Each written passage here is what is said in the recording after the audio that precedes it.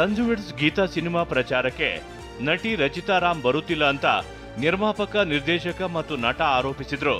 ಈ ಬಗ್ಗೆ ಸೋಷಿಯಲ್ ಮೀಡಿಯಾದಲ್ಲಿ ವಿಡಿಯೋ ಶೇರ್ ಮಾಡಿರುವ ಅವರು ನನ್ನ ಬಗ್ಗೆ ತುಂಬಾ ಕೆಟ್ಟದಾಗಿ ಮಾತನಾಡುತ್ತಿದ್ದಾರೆ, ಇದರಿಂದ ತನಗೆ ಬೇಜಾರಾಗಿದೆ ಎಂದಿದ್ದಾರೆ.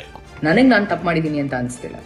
ನಾನು ಕರೆಕ್ಟಾಗಿ ಎಲ್ಲ ಪ್ರಮೋಷನಲ್ ಆಕ್ಟಿವಿಟೀಸ್ ಅಲ್ಲೂ ಇದ್ದೆ. ರಿಲೀಸ್ ಟೈಮಲ್ಲಿ ನನಗೆ ನನ್ನ ಸಿನಿಮಾ ಕಮಿಟ್ಮೆಂಟ್ಸ್ ಇತ್ತು. ಅದಕ್ಕೋಸ್ಕರ ಒಂದು ನನ್ನ ಕಡೆಯಿಂದ ಕಾನ್ಸ್ಟೆಂಟ್ ಆಗಿ ಪ್ರತಿದಿನ ನಾನು ಸ್ಟೋರಿ ಹಾಕ್ತಿದ್ದೆ.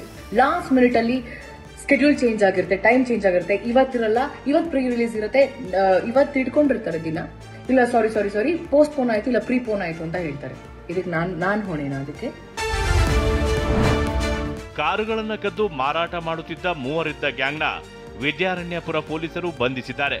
ಉಮೇಶ್, ಸಬ್ರೇಜ್ ಹಾಗೂ ಜಬೀರ್ ಖಾನ್ ಬಂಧಿತರು. ಆರೋಪಿಗಳಿಂದ 12 ಲಕ್ಷ ಮೌಲ್ಯದ 6 ಓಮ್ನಿ ಕಾರ್ ಜಪ್ತಿ ಮಾಡಲಾಗಿದೆ. ಸಿಸಿಟಿವಿ ದೃಶ್ಯ ಆಧರಿಸಿ ಪೊಲೀಸರು ಮೂವರನ್ನ ಬಂಧಿಸಿದ್ದಾರೆ. ಆರತಕ್ಷತೆ ವೇಳೆ ದಾಳಿ ನಡೆಸಿ ಬಾಲ್ಯ ವಿವಾಹಕ್ಕೆ ಬ್ರೇಕ್ ಹಾಕಲಾಗಿದೆ. ದೇವನಹಳ್ಳಿಯ ವಿಜಯಪುರ ಪಟ್ಟಣದ ಬಿಎಂಎಸ್ ಕಲ್ಯಾಣ ಮಂಟಪದಲ್ಲಿ ಘಟನೆ ನಡೆದಿದೆ.